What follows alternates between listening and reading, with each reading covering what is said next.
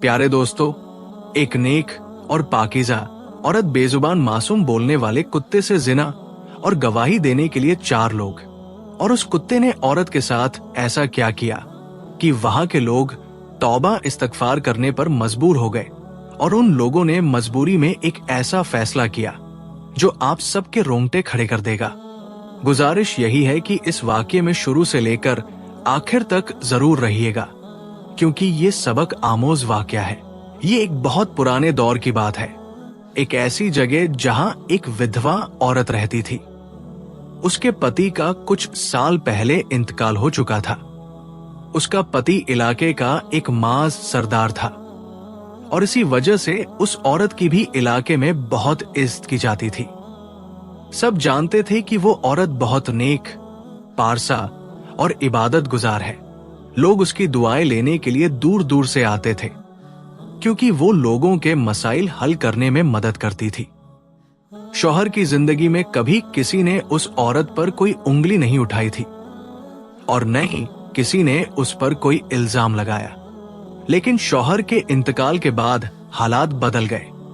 बदकिस्मती से उस औरत की कोई औलाद भी नहीं थी और न ही उसके वालिदैन या कोई भाई था जो उसकी हिफाजत कर सके। वो एक खूबसूरत जवान विधवा थी जो अकेले अपने घर में रहती थी। वो जानती थी कि अब जब उसके सर पर शौहर का साया नहीं है तो लोग उस पर इल्जाम लगाएंगे और उसका जीना दुश्वार कर देंगे। लेकिन उसका ईमान अल्लाह पर मजबूत था और वो इबादत गुजार भी थी। वो दिन में रोजे रखती और रात भर अल्लाह के हुजूर सजदे करती। जहां वह रहती थी वहां एक बहुत अमीर आदमी था। जिसने उसे पहली बार देखा तो उस पर दिल हार बैठा। शौहर की मौजूदगी में कभी किसी की जुर्रत न थी कि उस पर बुरी नजर डाले, लेकिन हालात ने उसे मजबूर कर दिया कि वो काम के लिए घर से बाहर निकले। एक दिन जब तूफानी बारिश हो रही थी, वो काम से वापस आ रही थी। रास्ते में कीचड़ और दलदल हो गई थी, जिसने चलना मुश्किल कर दिया। वो औरत इस हाल में अपने घर वापस पहुंचने की कोशिश कर रही थी। कीचड़ में एक छोटा सा कुत्ता गिरा हुआ था जो धीरे धीरे दलदल में धंस रहा था। वो औरत जल्दी से उस कुत्ते के करीब पहुंची और देखा कि उसकी टांग जख्मी हो चुकी है। उसने उसे अपने घर ले जाकर उसकी मरहम पट्टी की और अपने पास रख लिया। वो सोच चुकी थी कि अब इस बेजुबान को पालेगी और इसे कहीं जाने नहीं देगी। इस बेजुबान जानवर से उसे अपनापन महसूस होने लगा था। वो कुत्ता उसके साथ रहता था, लेकिन उसके नमाज के कमरे में कभी नहीं आता था। उस विधवा औरत की जिंदगी में कोई खुशी नहीं थी, मगर अब उसकी जिंदगी में खुशियों ने जगह ले ली थी। ये एक अजीब इत्तेफाक था कि इस कुत्ते को किसी ने कभी नहीं देखा था। वो बचपन से घर के अंदर ही रहा था और बाहर नहीं निकलता था। वक्त गुजरने के साथ कुत्ता बड़ा हो रहा था और अपनी मालकिन से बेहद मानूस हो गया था, क्योंकि वो औरत उसका बहुत ख्याल रखती थी। इस कुत्ते की मौजूदगी में वो औरत खुद को हर किस्म के खतरे से महफूज महसूस करती थी। कुत्ते को उसने शौक के लिए नहीं, बल्कि अपने दुख सुख के साथी के तौर पर रखा था। जिंदगी अब सुकून और सब्र के साथ गुजर रही थी, लेकिन धीरे धीरे उसे महसूस होने लगा कि कुछ लोग उसके पीछे लगे हुए हैं। जब वो औरत घर से बाहर निकलती तो मर्दों की नजरें झुक जाती थी, सिवाय एक रईस आदमी के। एक दिन उस रईस ने जब उस हसीन औरत के चेहरे को देखा तो वो उस पर फिदा हो गया और कहने लगा, मुझे तो ये औरत चाहिए। उसके पास दौलत की कोई कमी नहीं थी। वो जब चाहता किसी भी औरत को खरीद सकता था और औरतें उसके इर्द गिर्द सिर्फ उसकी दौलत की वजह से घूमती थी। लेकिन ये औरत तो निहायत शरीफ और नेक थी। एक दिन उस रईस ने अपने नौकर के जरिए उस औरत को पैगाम भेजा कि वो उससे आकर मिले, लेकिन वो औरत कहने लगी, मैं किसी गैर महरम से नहीं मिलती। नौकर ने ये बात आकर अपने मालिक को बताई, जिस पर वो रईस गुस्से से पागल हो गया। उसने कहा, आज तक किसी औरत ने मुझे इनकार नहीं किया और मेरे पैगाम को ठुकराया नहीं। मेरे पास इतनी दौलत है, ये कौन सी औरत है जो मेरी ख्वाहिश को रद्द कर रही है? फिर वो खुद उस औरत के दरवाजे पर जा पहुंचा और दरवाजा खटखटाने लगा। उस औरत ने पूछा, कौन? उसने जवाब दिया, इस शहर का सबसे रईस आदमी, जिस जैसा कोई अमीर नहीं। उस औरत ने कहा, मैं किसी को नहीं जानती, चाहे रईस हो, अमीर हो या नवाब, तुम यहां से चले जाओ। रईस ने कहा, देखो, मेरे पास सब कुछ है, जो तुम कहोगी मैं तुम्हें दे दूंगा, तुम्हारे कदमों में सब कुछ डाल दूंगा, बस एक रात मेरे साथ गुजार लो। तुम नहीं जानती, मैं तुम्हारा आशिक हो गया हूं, जब से तुम्हें देखा है तुम्हें पाना चाहता हूं। उस औरत ने कहा, मेरा तुमसे क्या ताल्लुक, मैं तुम्हें जानती भी नहीं, और तुम कहते हो कि मैं तुम्हारे साथ नाजायज ताल्लुक कायम कर लूं। अगर तुम शरीफ आदमी हो तो निकाह करो। रईस ने कहा, मैं तुमसे निकाह नहीं कर सकता, क्योंकि मेरी पहले ही 4 बीवियां हैं और वो नहीं चाहेंगी कि मैं 5वां निकाह करूं। तुमसे शादी करूं? वो लोग रईस और अमीर माँ बाप की बेटियां हैं और उनके सामने मेरी कोई हैसियत नहीं, लेकिन हां, तुम्हें सब कुछ दूंगा, मगर बीवी नहीं बनाऊंगा। उस औरत ने कहा, तुम्हें शर्म नहीं आती? तुम चाहते हो कि मैं तुम्हारी बीवी न बनूं, बल्कि तुम्हारी रखैल बन जाऊं? तुम यहां से दफा हो जाओ, तुम्हारी दौलत मुझे प्रभावित नहीं कर सकती, किसी और को खरीद लो। लेकिन वो शख्स तो शैतान था, उसके दिल में खबासत थी। वो चाहता था कि किसी तरह उस औरत को एक बार हासिल करे। उसका इरादा न उस औरत को अपने पास रखने का था और न इस देने का, बल्कि वो उसे सिर्फ इस्तेमाल करना चाहता था। रईस ने कई बार उस औरत से मुलाकात की कोशिश की, मगर वो औरत न मानी। आखिरकार उसने सोचा कि अपने आदमियों को भेजकर उस औरत को उठवा लेता हूं। उसने अपने कुछ बदमाश उसके घर भेजे। उन लोगों ने दरवाजा तोड़ा और जैसे ही अंदर जाकर औरत को पकड़ने की कोशिश की तो उन्हें महसूस हुआ कि किसी ने उन्हें उठाकर दूर फेंक दिया हो। उन्हें ऐसा लगा कि वहां कोई नजर न आने वाली ताकत थी जो उस औरत को बचा रही थी। वो बदमाश डरे कांपते हुए अपने मालिक के पास लौटे और कहा, हमें नहीं मालूम, वो औरत कुछ खतरनाक है, हम उसे हाथ नहीं लगा सकते, किसी ने हमें उठाकर फेंक दिया, अब हम वहां दोबारा नहीं जाएंगे, नहीं आप हमसे ये काम करवाएं। ये सुनकर रईस मायूस हो गया। वो कहने लगा, क्या करूं? मेरे ताकतवर आदमी भी नाकाम हो गए, एक नाजुक सी औरत को काबू नहीं कर सके, न जाने वो किस ताकत की बात कर रहे हैं। फिर उसने एक नई साजिश रची।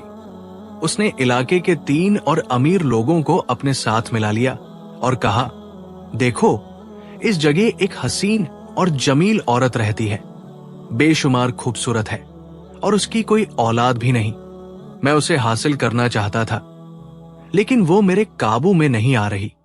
मैंने अपने आदमी भेजे थे, मगर वो भी नाकाम हो गए। अब हम मिलकर उस पर इल्जाम लगाते हैं। वो कहने लगा, आज तक किसी औरत ने मुझे इनकार नहीं किया, मैं उसे उसकी गुस्ताखी की सजा दूंगा। तुम लोग भी जाकर उसे देखो, अगर वो तुम्हारे काबू में आ जाए तो हम सब उसे बराबर बराबर बांट लेंगे। उन तीनों आदमियों ने भी रईस के कहने पर उस औरत के पास जाकर अलग अलग बहानों से उसे अपने जाल में फंसाने की कोशिश की, लेकिन वो औरत तो निहायत पाकीज़ा और शरीयत पर अमल करने वाली थी। उसे फौरन अंदाजा हो गया कि ये लोग शैतान हैं और उसके साथ ज्यादती करना चाहते हैं। औरत ने उन तीनों के साथ भी कुछ ऐसा किया कि वे डरकर लड़खड़ाते हुए रईस के पास लौट आए और कहा, आपने सही कहा था, वो औरत तो किसी की बातों में आने वाली नहीं। ये सुनकर रईस ने कहा, लेकिन मैं उससे बदला जरूर लूंगा। आज तक किसी ने मुझे नीचा नहीं दिखाया। अब हम मिलकर इलाके के तमाम लोगों को उस औरत के खिलाफ भड़काएंगे। सब उसकी बहुत इज्जत करते हैं, लेकिन हम उसे इस इलाके की मशहूर तवायफ बना देंगे। रईस के गुस्से और इंतकाम की आग ने उन तीनों को भी उस औरत के खिलाफ कर दिया। वो औरत अपनी पाक दामनी और इज्जत की हिफाजत के लिए हर गुनाह से बचती रही, लेकिन रईस ने इलाके के तमाम अमीर और गरीब लोगों को भी अपने साथ मिला लिया। उसका असर ये हुआ कि लोग उस रईस की बातों में आ गए। वे उस औरत को तंग करने लगे, उसके दरवाजे पर आकर ताने देते, उसके घर पर पत्थर फेंकते, लेकिन वो औरत सब्र से काम लेती रही। फिर एक दिन हद हो गई। लोग इस कदर अपनी इंसानियत खो बैठे कि उनकी हरकतों पर इंसानियत भी शर्म से पानी पानी हो गई। सारी रात वो औरत दुआ मांगती रही।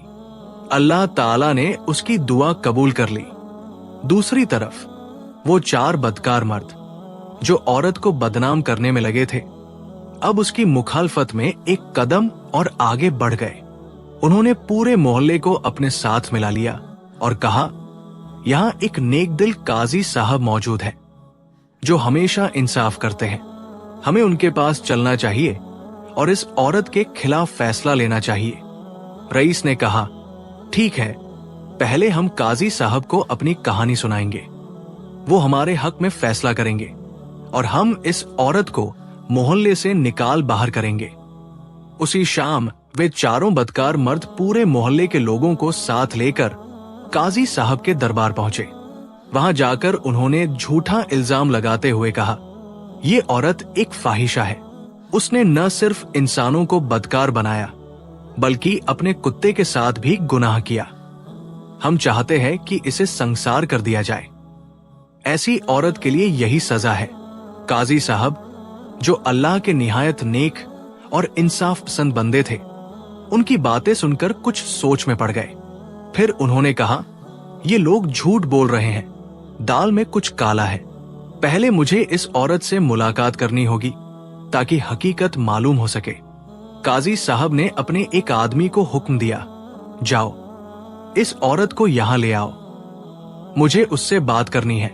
काजी का आदमी उस औरत के पास गया और उसे पैगाम दिया, वक्त के काजी, अल्लाह के नेक बंदे आपको बुलाते हैं, वो आपसे मुलाकात करना चाहते हैं। औरत हैरत से बोली, मुझे क्यों बुलाया जा रहा है? आदमी ने कहा, मुझे मालूम नहीं, लेकिन ये काजी साहब का हुक्म है और उनके हुक्म को कोई रद्द नहीं कर सकता। आपको मेरे साथ चलना होगा। औरत तैयार हो गई और काजी के दरबार में पहुंच गई। ये बात वो 4 बदकार आदमी नहीं जानते थे। काजी साहब ने औरत को अलग बुलाकर कहा, मुझे सच सच बताओ, ये मामला क्या है? क्या तुमने जना किया, वो भी एक कुत्ते के साथ? काजी साहब के सवाल पर औरत के दिल को बहुत सदमा पहुंचा, लेकिन उसने पूरे सुकून के साथ जवाब दिया, आप अल्लाह के नेक बंदे हैं, साहिब इल्म हैं, आपको हक और बातिल का फर्क मालूम हो जाएगा। मैं अल्लाह के हुजूर गवाह हूं कि ये सब इल्जाम झूठे हैं। आप इंसाफ करें, क्योंकि अल्लाह इंसाफ करने वालों को पसंद करता है। काजी साहब ने उस औरत की बात सुनी और समझ गए कि वो सच बोल रही है। अब काजी साहब ने उन चारों बदकार लोगों को अलग अलग बुलाने का हुक्म दिया ताकि हर एक की गवाही अलग अलग ली जाए। सबसे पहले रईस को बुलाया गया जो इस साजिश का सरगना था। काजी ने उससे पूछा, तुम्हारे बकौल कुत्ते के साथ औरत ने जना किया, बताओ इस कुत्ते का रंग क्या है? रईस गड़बड़ा गया क्योंकि उसने कभी इस कुत्ते को देखा ही नहीं था, लेकिन फिर उसने जल्दी से कहा, इसका रंग काला है। उसके बाद काजी साहब ने दूसरे शख्स को बुलाया और यही सवाल किया। वो कुछ देर सोचता रहा, फिर कहा, कुत्ते का रंग लाल है। तीसरे आदमी को बुलाया गया, उससे भी यही सवाल किया गया। उसने जवाब दिया, कुत्ता खाकी रंग का है। आखिर में चौथे शख्स को बुलाया गया। काजी साहब ने उससे भी यही सवाल किया। उसने निहायत एतबार से कहा, मैं तो अंधेरे में भी उसे पहचान सकता हूं, उसका रंग सफेद है।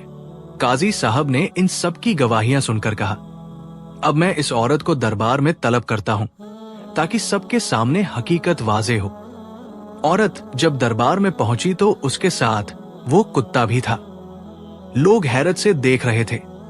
वो कुत्ता न तो काला था, न लाल, न खाकी और न सफेद, बल्कि उसके जिस्म पर हर रंग मौजूद था। कहीं से वो काला था, कहीं से लाल, कहीं खाकी और कहीं सफेद। ये देखकर काजी साहब बहुत गुस्से में आ गए। उन्होंने कहा, अगर तुम लोग सच बोल रहे होते तो ये कुत्ता तुम्हारे बयानात की तस्दीक करता, लेकिन तुम सब झूठे हो। रईस ने अपनी सफाई पेश करने की कोशिश की। मैं सच कह रहा हूं, लोग मेरी बात पर यकीन करते हैं। इस औरत को संसार कर देना चाहिए। काजी साहब ने सख्त लहजे में कहा, तुम कहते हो कि तुम सच बोलते हो, तुम्हारे झूठ का फैसला अब अल्लाह की मखलूक करेगी। काजी साहब ने कुत्ते की तरफ इशारा किया और कहा, यह कुत्ता अपनी मालिक के बारे में गवाही देगा। अल्लाह के हुक्म से ये बोलेगा। काजी साहब ने अल्लाह का नाम लेकर कुत्ते से कहा, तुझे वो वक्त याद कर जब ये औरत तुझे दलदल से निकालकर अपने साथ ले आई थी। तेरी मरहम पट्टी की थी और तुझे एक नई जिंदगी दी थी। अब अल्लाह के हुक्म से अपनी मालिक के बारे में सच बोल। अगर ये गुनाहगार है तो बता दे, वरना इसकी पाकीज़गी की गवाही दे। अल्लाह के हुक्म से वो कुत्ता बोल पड़ा, ये औरत बहुत पाकीज़ा है। अल्लाह ने इसे एक आला मकाम दिया है। ये निहायत नेक और पारसा औरत है। इसके खिलाफ लगाए गए इल्जाम सरासर झूठ है। कुत्ते की गवाही सुनकर काजी साहब ने फैसला सुनाया, ये औरत पाकीज़ा है और इसके खिलाफ झूठे इल्जाम लगाए गए हैं। जिसने ये साजिश की वो जहन्नम का मुस्तहिक है। अल्लाह ऐसे लोगों को कभी माफ नहीं करेगा।